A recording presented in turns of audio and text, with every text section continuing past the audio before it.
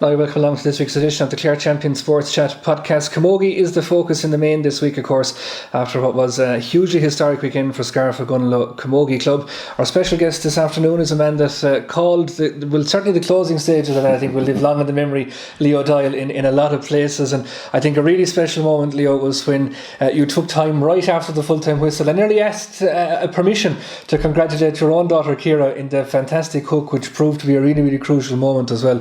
We'll talk in more detail about the game, but firstly, your first hand to tell us, Leo, how have the celebrations been? I tell you, Derek, celebrations were hectic. Saturday night in Scariff was a night I haven't seen anything like it in a long time. You know, the parade, the homecoming up through Scariff was led by the fire brigade. I think they have out there, well, it's for health and safety reasons anyway, that, you know, the head of the fire brigade, he controls the speed of everyone going through, so that's a plus. But the amount of cars in the cavalcade was unreal and going around, and then people dispersed and re-immersed and came back to McNamara's for a meal, and then frequented other pubs but the final place in was music and all in Rogers, in Marion Rogers' husband's place, Michael's place, and it really kicked off from there. Yeah. I mean, just seeing some of the videos that were online and stuff like that, and even the immediate reaction of people after the game down there, just to take the sporting context out of it, a huge parish and community moment as much as anything. Yeah, indeed, we don't get many moments out in East Clare, you know, to celebrate things like this. And I'd say for a lot of people, you know, they couldn't really believe, you know, you couldn't believe that was going to happen, you know. Now the girls themselves and the management were fully focused that they thought they could pull it off,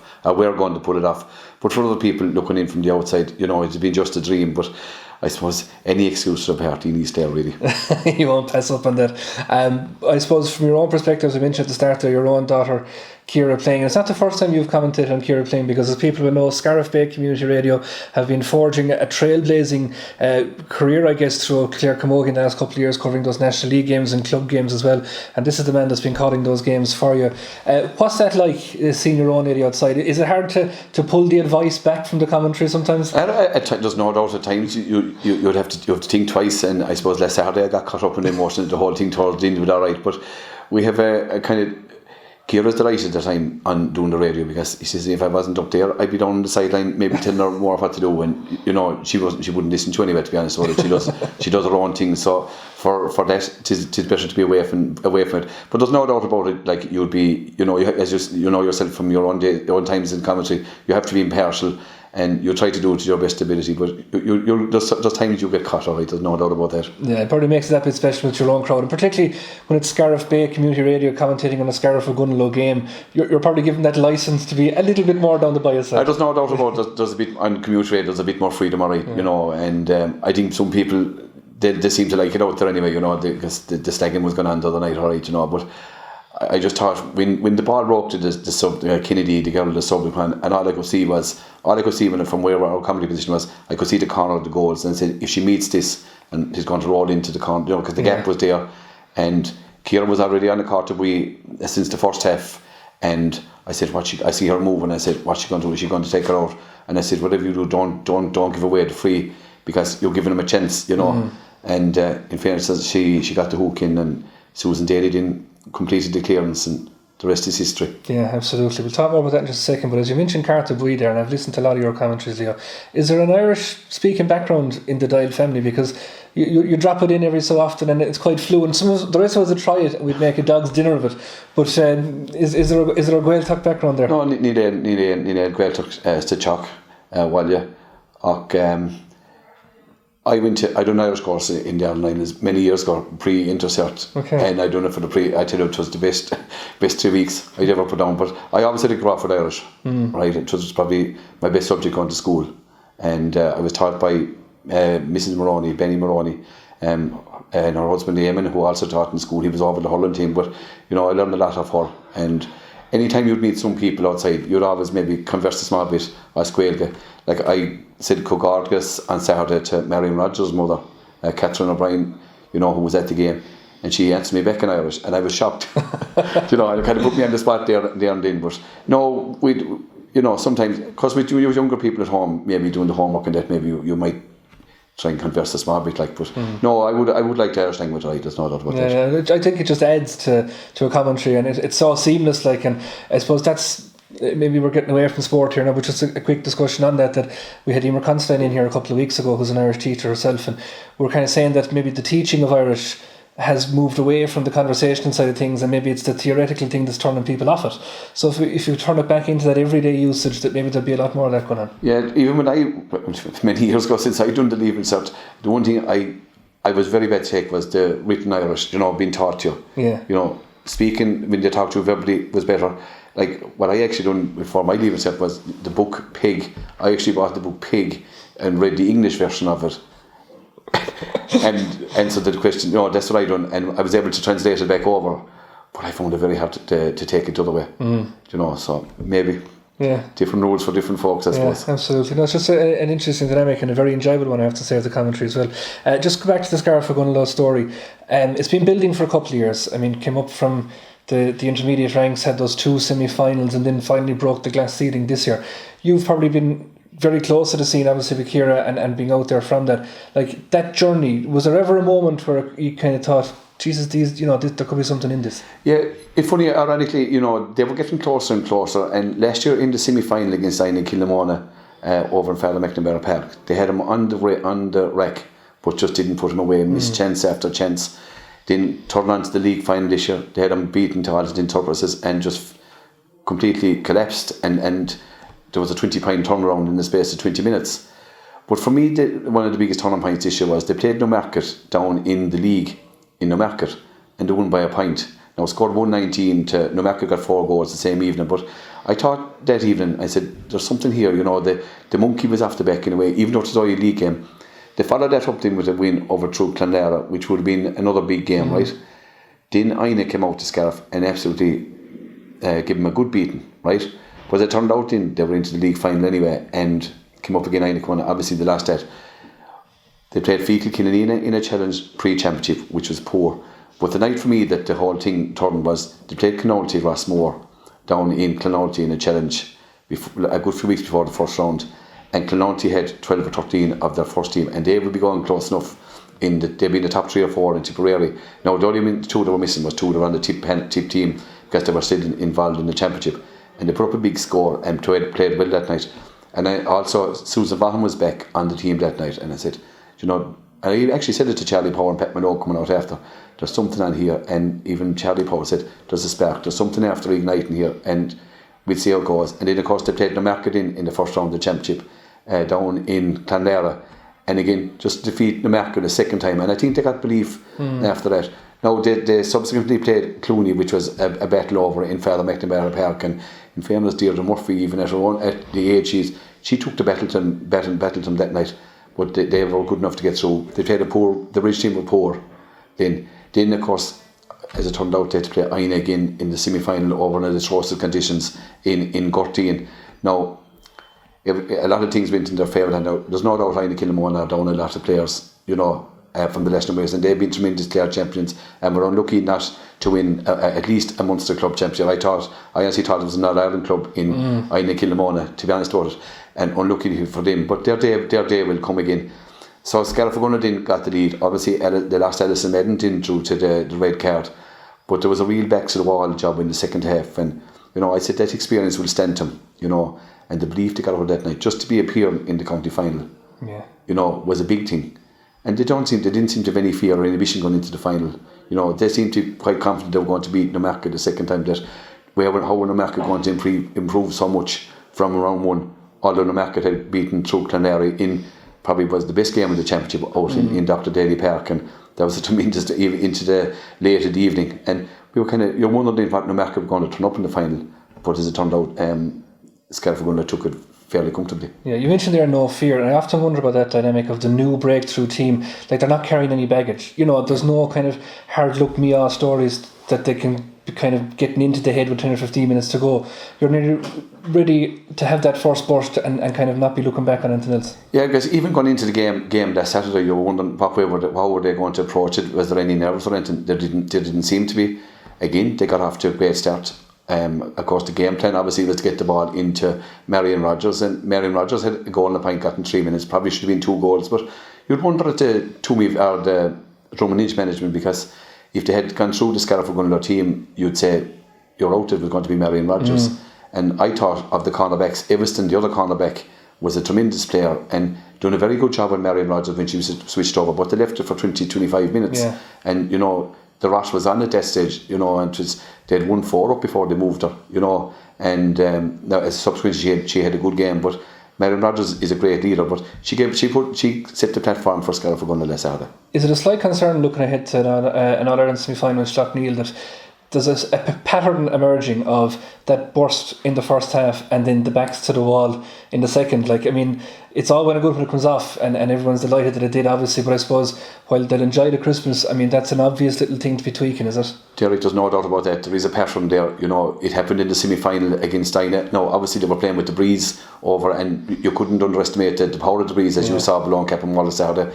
But they done the same in the semi-final against Dinah. They kind of seemed to sit back for a while, and same again Newmarket got chances in the county final, even though Scariff-Ogonnelloe were way better than them. Same again Newcastle West, brilliant first half, and then that Newcastle West runners in the second half. Obviously the game they play is a high game, high octane game, high intensity, and fitness levels are very high. There's no doubt about that. But as you come up again the levels, teams are improving, and you're not going to get away with that all the time, or else your fitness levels have to improve even further, which I have no doubt they will. Over the Christmas period and January as they prepare for the semi-final. But the one thing is, you're not going to get away with backs to the wall all the time. Someone is going to come and take you at some stage. Yeah, because you mentioned there, work rate is something that has been so important, and I don't think any drum-and-inch defender last week got to clear the ball, free. There was always that pressure on, and as you mentioned, is that where your panel comes into it then? Because legs will tire, particularly when you move into January and the ground gets even gluier again. That it takes a lot out of you. Yeah, there's no doubt. But looking at the Scariff-Ogonnelloe panel, right, and okay, obviously Danielle Sheedy didn't make an appearance last Saturday, which was maybe a bit surprising to me. Elva Rogers started in the county final, started in the semi-final the last day. She's only 15 years of age. Maybe it was being shoved around a bit the last day, and Alison Medden came in and made a big contribution. Cleona McNow was the young lady that came on last Saturday. Her brother would be playing for centre field for the Hurlers Tomas, and she's a young player as well, and she added a bit to she had been playing junior all year, and that was her first championship appearance, so she'd thrown something into the mix. Obviously Danielle Sheedy was held in reserve, maybe a bit surprisingly, but at the end of the day they're probably going to have to find one or two more. There's one or two more there that haven't made an appearance yet, and I think as it moves forward, they're going to be vital, because it's going to be a 20-girl game. You're not going to get away with 17 or 18, especially coming up against the likes of an experienced team like Slaughtneil, who are going for 4 in a row. So that's where the bar is at the moment, and now they have to just increase their levels and come up to that level. Yeah, but I suppose even for looking forward, and maybe Scariff-Ogonnelloe want to become the new Aina Kilnamona, from an age profile perspective, they're probably in a good place. I think is it 10 under 21s, 11 under 21s. So that's quite a nice place to be. There's others that are bringing the average up a bit, is the nicest way we can say it. But that other end of it. Even Ciara, such a leader at a very, very young age. That's great to have. Yeah, Ciara's 20, but you must look at a lot of these players. Say would have played with Clare from 14 up along, since Deborah Maloney and Eugene Foodie brought him in. They played 14, 16s.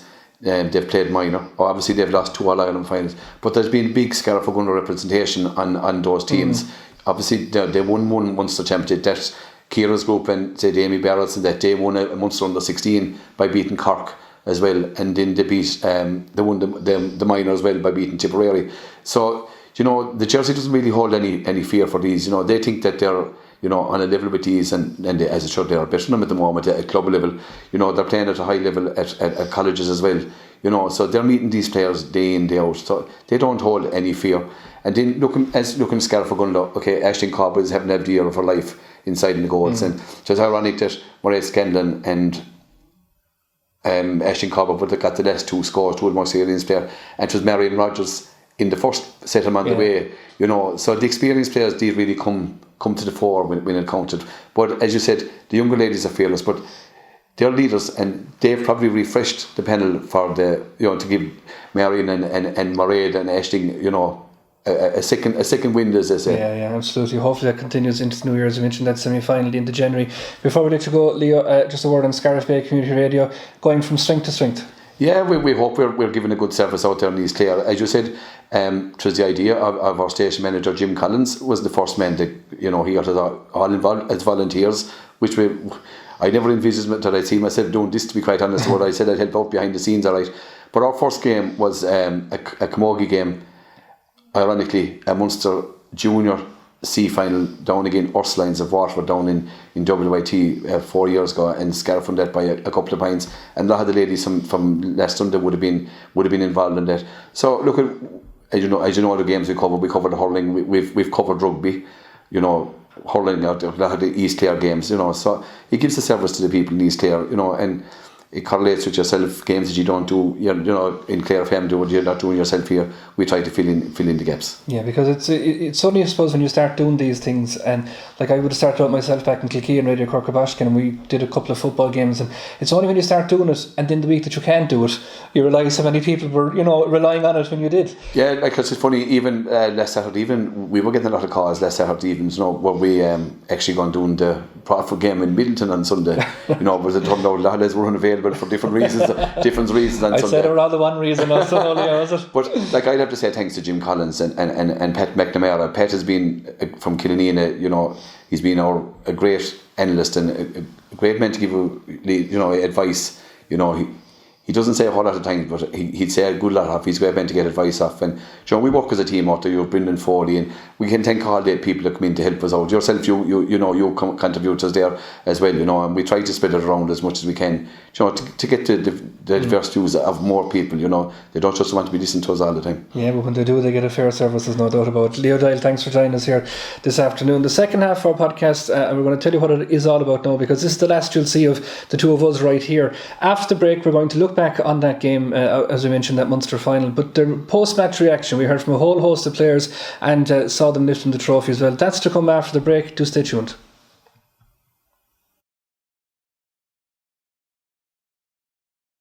Now I will first of all ask our Munster Council Secretary Carmen Harkin to present the player of the tournament, the player of the championship, which goes to number 13 from Scariff-Ogonnelloe, Aoife Power.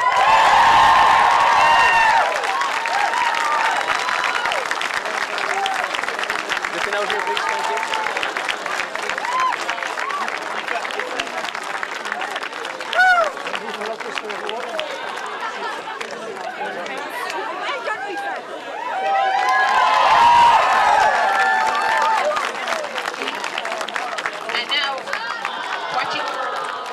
What you've all been waiting for. I want to present the Thomas McDonagh Cup to the captain of the Scariff-Ogonnelloe team, Mairead Scanlon.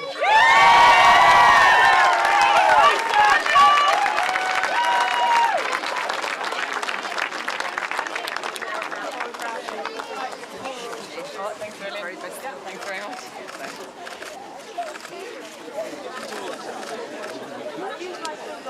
Yeah, you got a page here back? She's there, right? So do I.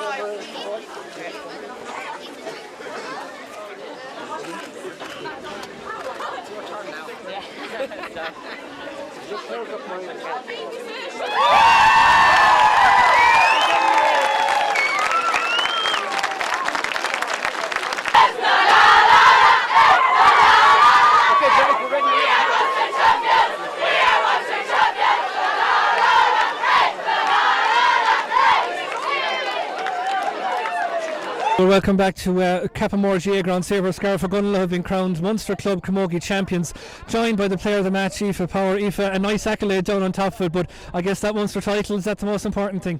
Yeah, definitely. Like at the start of the year, we set out our goal just to do well and compete in Clare Championship, and this is an absolute dream come true. But we knew, coming in here, we were confident today. We knew that we have superb hurlers from 1 to 15, and every girl on the sideline as well.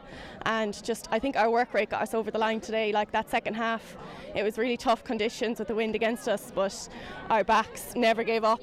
When we got the ball up to the forwards, we fought and fought. We mightn't have scored that much in the second half, but I think definitely the work rate got us over the line today. Because, not to be cliche, but it did seem like, the game of two halves, that big lead at half time and then having to kind of dig the heels in the second. Yeah, definitely. But I think we're nearly used to that at this stage. For the last 3 or 4 matches we've played, we do get that big lead up in the first half, and we know that every team is going to have their purple patch, they're going to come back into it, so we're prepared for it, and we know we just have to keep fighting through it, and we came through it on the right side today, thank God. Yeah, the start of the game obviously I suppose very important to have that gap. Yeah, definitely. It gives you that bit of confidence as well. It settles the nerves. Like once you have a few scores on the board and you know that you're hurling well, you'll be settled and you'll settle into the game better. So. Yeah, it'll lead to savage celebrations, I'd imagine. Oh, definitely. Yeah, there won't be college scene this week, I don't think. we won't put that out live, so nobody will know that. Pat Minogue will get Pat in for a quick word. Pat, a day I'd imagine that someone like yourself that's so synonymous with Scariff-Ogonnelloe, it must have been one that you've been dreaming of for some time. Well, we just met up at the end of training last night, and somebody said getting this far was a dream, and then we said dreams come true at times. So the dream has come true, and it's been a lot of people have made this possible over the years. I mean, people have worked in the club without success, but they kept producing 2 or 3 players every year, and if you can produce 2 or 3 players from every underage setup, by the time you get to 20 or 21, I mean 11 of the team that started today were under 21, 10 of them are there again next year. And it's testament to the work that has gone on at underage. And look, we're there. I think there's one amazing stat out of the year. Since we started the first round of the championship in Clare, we have never been led. We have led from the beginning to the end in every match. Wow. And we've never been behind.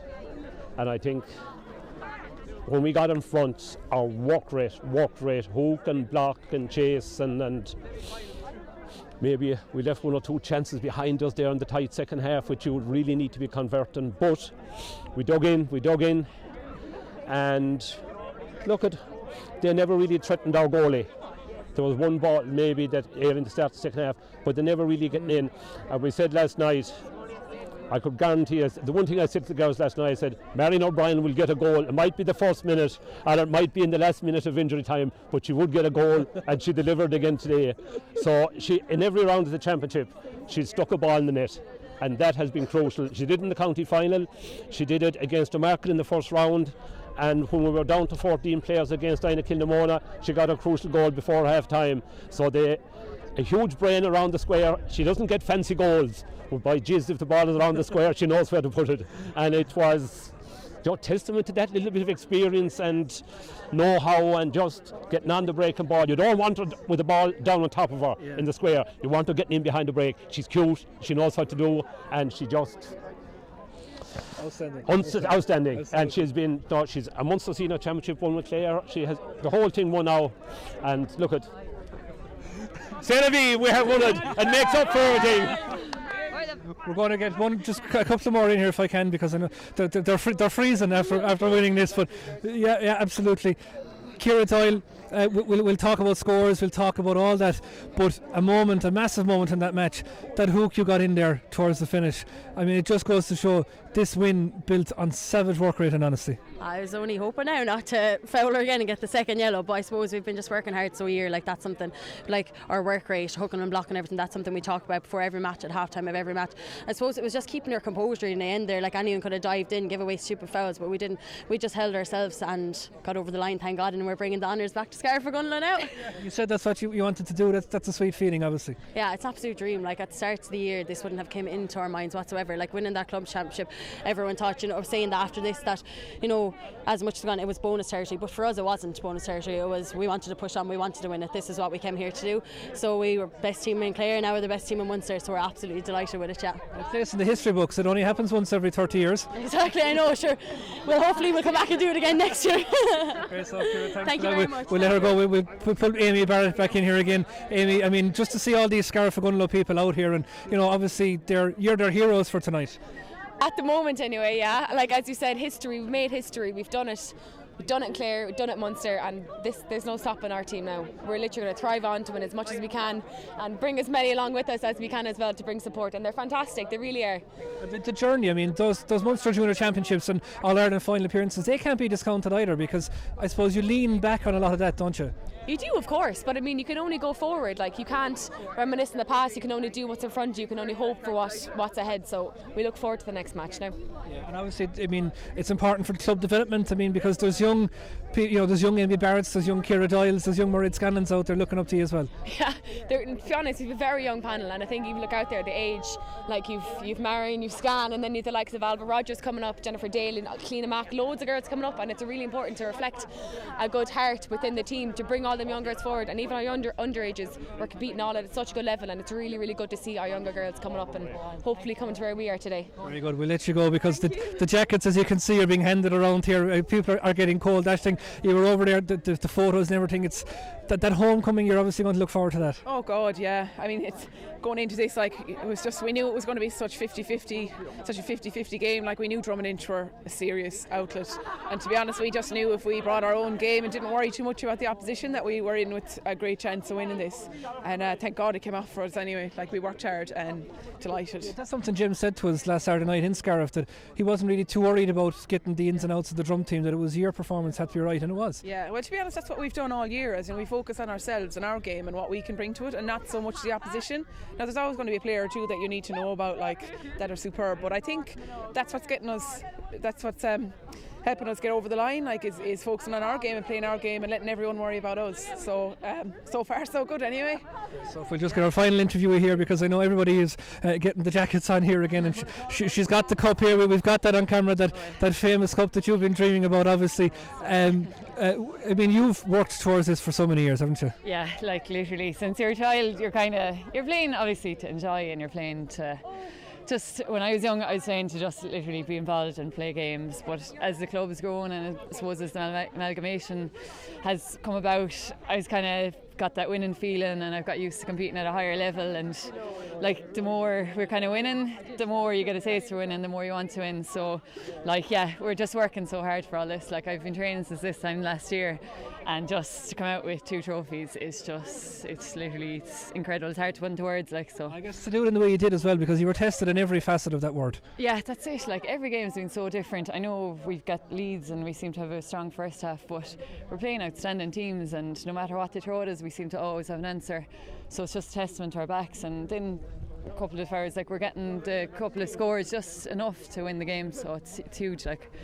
You'll want to push on from here, obviously. You'll enjoy Christmas and probably refocus after that. Yeah, I don't know what the schedule now is next year. I think it's the All-Ireland Series. I won't be thinking about it for a while. I was really looking forward to the break, but I suppose it's not a bad complaint to have, heading into winter as Munster and Clare champions. It's really stuff of dreams, as I said before. It really, really is. You told me before that you have the McMahon Cup at home on the mantelpiece, and you find yourself kind of idly smiling at it, but there's a real look of love going towards that cup now as well. It's got competition now at home. Like, I'll be smiling at this one too. No, it's really Jesus, like, to have 2 cups at the end of the year, 2 senior cups, like it's unbelievable. But we were laughing there, we say we haven't lost a game in Munster. We've been out of it 3 times, Scariff-Ogonnelloe, and this haven't lost yet. So it's a nice record to have, and it's lovely to have cups at the end of it. And to do it at senior is just so huge for the club and the parishes. Like, it really is a special day now. Right, thanks so much for joining us there. So we'll get one last shot. Yeah, get warm. No, Get some food in. Thanks. Sorry. Yes, Eleanor Walsh. Sorry, Pascal. That's it now.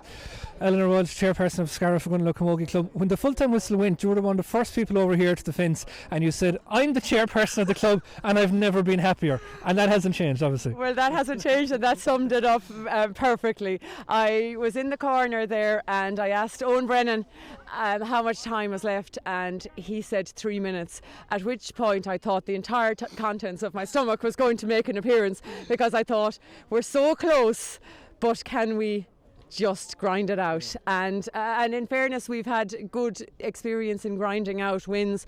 We've had like a close match with Aina Kilnamona in our county semi-final. They brought it back to three points, and it was all hands to the deck for the last few minutes. Equally, Newcastle West in our Munster semi-final were running at us with fierce pace for the last few minutes of the Munster semi-final, and again we had to dig deep in it. So it wasn't new to us today. today to actually dig deep and hold on. I had gone down last weekend to the Sarsfields Drummond Inch match, and I knew what Drummond Inch were capable of. Sarsfields led for an awful lot of that match, and yet Drummond Inch pipped it at the end, and so I was a ball of feelings, memories, excitement, and just I'm now so ecstatically happy, really. Yeah, there seems to be real confidence, that the group were capable of this. Even as I mentioned, we were out in Scariff for the preview last weekend, and nobody seemed kind of overawed by the fact that this was a Munster final. It was just another game. It was, and isn't that the way that you should approach it, really, if you can? We tried to keep it low profile, I suppose, for the players, and all the plans that went on around, regardless of them, and they weren't involved.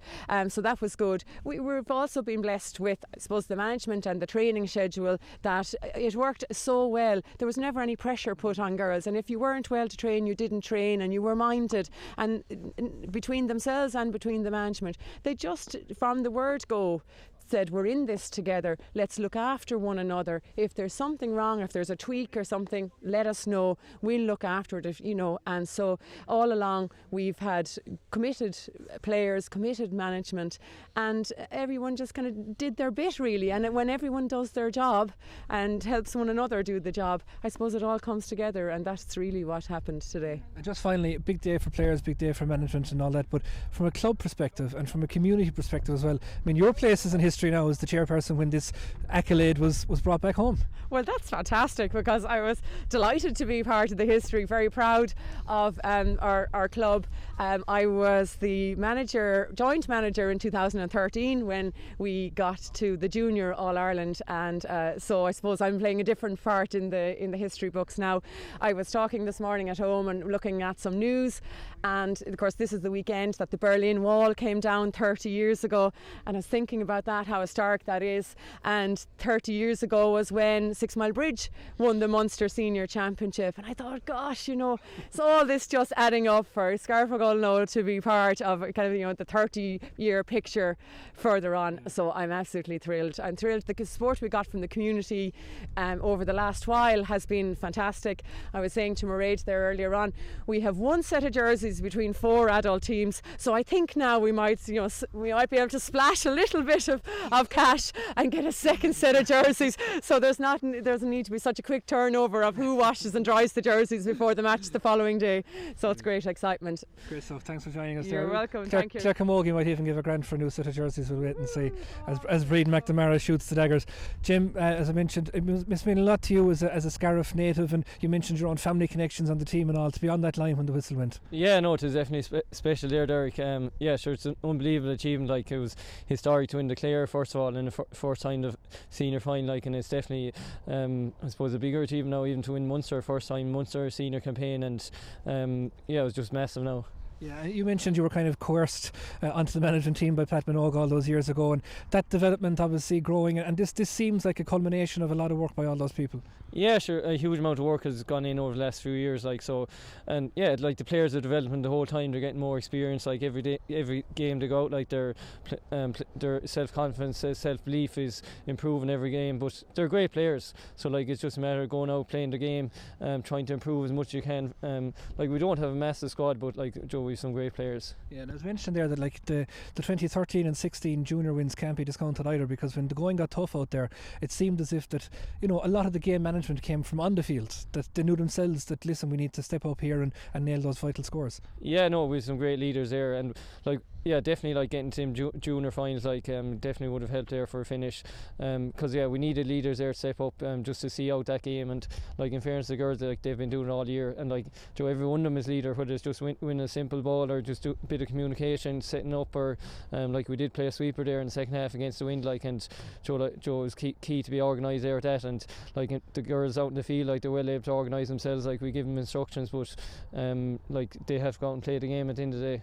What was the feeling like at half time with that, that lead you had going in, knowing that the breeze was to come against you in the second half?